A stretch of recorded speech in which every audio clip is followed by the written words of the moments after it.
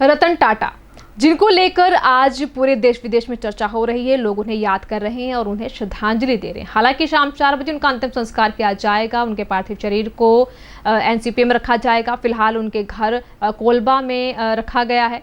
लेकिन रतन टाटा से जुड़ी कुछ ऐसी बातें जो आज तक हम नहीं जानते हैं, जिसका खुलासा पीयूष गोयल ने किया है कि आखिर रतन टाटा कौन थे, क्या थे, उनकी उपलब्धियां क्या थी। कुछ ऐसी अनसुनी कहानियां जिनके बारे में बातचीत करते हुए नजर आए पीयूष गोयल। तो आइए सुनते हैं कि आखिर रतन टाटा की वो कौन सी अनसुनी कहानियां हैं जिनसे आज हम वंचित हैं। तब हमारी एक बातचीत चल रही थी कैसे भारत के उद्योग जगत के लोग मदद कर सकते हैं। तो रतन टाटा जी ने एक मिनट झिझक नहीं की, सीधा कहा कि टाटा ग्रुप 1500 करोड़ रुपए कोविड की लड़ाई के लिए सरकार के साथ जुड़ के खर्चा करेगा, बिना कुछ वापस सामने किसी प्रकार का कोई कंडीशन रखे। 1500 करोड़ रुपए उन्होंने कमिट कर दिए कोविड की लड़ाई के लिए, जिसमें से 500 करोड़ रुपए उन्होंने सीधा एक दिन के अंदर चेक भेज दिया पीएम केयर्स में, जिससे कोविड की लड़ाई में भी हमारे हाथ मजबूत हुए।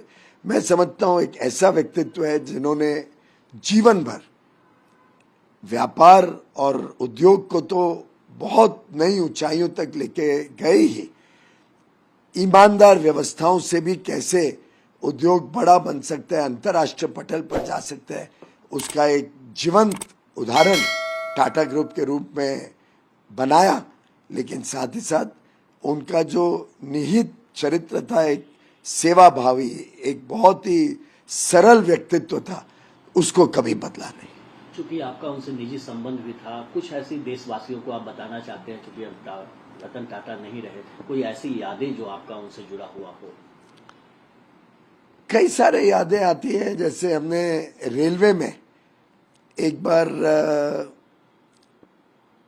प्रधानमंत्री नरेंद्र मोदी जी ने हजारक स्टेशन पे वाईफाई लगाने का निर्णय लिया, और 1000 स्टेशन पे जब वाईफाई लग गया था और एक अंतर्राष्ट्रीय कंपनी की मदद भी उसमें हमें मिली थी, गूगल ने मदद की थी कि पहले चरण में वाईफाई लग सके। उसका प्रभाव इतना अच्छा था, यात्रियों के लिए इतनी सुविधा हो गई थी। उसके कारण मैं एक बार रायपुर गया था, मैंने रायपुर में रात को बच्चों को देखा कि बच्चे बड़े पैमाने पे रेलवे स्टेशन पे रात को 12-1 बजे पढ़ाई कर रहे थे, क्योंकि वहां का वाईफाई सबसे तेज था, अच्छा था। तो हमें लगा कि ये वाईफाई को हमें पूरे देश में हर स्टेशन में लेके जाना चाहिए। तो साधारणतः तो हम बजट में प्रोविजन प्रावधान करते, अगले साल के बजट में प्रावधान होता, फिर वो लगता। मैंने ऐसे ही माननीय रतन टाटा जी को बताया कि इसका हमें ऐसा ऐसा लाभ हुआ है, और अब हम चाहते हैं कि जो बाकी 6500 स्टेशन है सभी में वाईफाई लगाया जाए। तो उन्होंने तुरंत बिना हिचक करे तुरंत कहा कि टाटा सन्स इसके लिए पूरा पैसा देगा रेलवेज को। उनका कोई लेना देना नहीं था। तब तक तो टेलीकॉम इंडस्ट्री से भी टाटा सन्स निकल चुके थे, टाटा ग्रुप में कोई टेलीकॉम का कोई काम नहीं था। उन्होंने सीधा उनके जो सचिव थे और उनके सहयोगी थे वेंकट, उनको आदेश दिया, 450 करोड़ रुपए एक पलक में उन्होंने रेलवेज को दे दिए। मुझे याद है जब अंत में वो प्रोजेक्ट खत्म हो रहा था, तब थोड़े और पैसे की जरूरत थी। हमें शर्म भी आ रही थी कि क्या छोटे सी चीज के लिए टाटा जी को हम अप्रोच करें, पर उनके वेंकट ने कहा कि रतन टाटा जी ने कहा ये जिम्मेदारी है, टाटा ग्रुप पूरी रेलवे में वाईफाई को फंड करेगा और जो भी कमी पड़ेगी वो भी देने के लिए तुरंत तैयार हो गए। तो एक उनके मन में हर वक्त कैसे भारत आगे जाए, कैसे भारत के युवा शक्ति को मौके मिले। मुझे जो जानकारी है, उन्होंने शायद 30 से अधिक स्टार्टअप्स को अपनी पर्सनल कैपेसिटी में, अपने व्यक्ति खुद के पैसे से स्टार्टअप को मदद दी कि वो आगे बढ़ सके।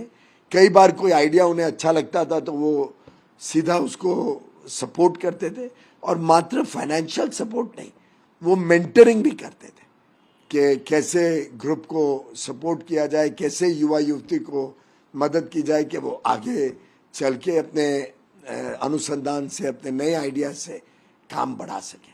टाटा ग्रुप एक ऐसा ग्रुप रहा है जिसका हर क्षेत्र में देशभक्ति झलकती है, और रतन टाटा जी ने जो लगभग 60 वर्ष सेवा की है उद्योग जगत की, 1961 में एक शॉप फ्लोर के अप्रेंटिस के रूप में टाटा ग्रुप में उन्होंने सेवा करना शुरू किया था।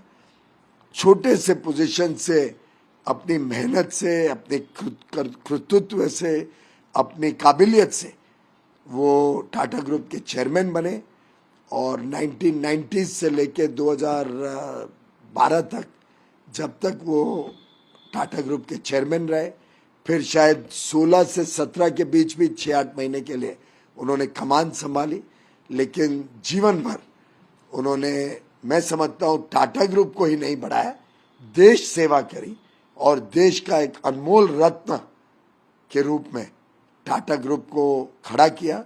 ये रतन भी था देश का और शान भी थी देश की।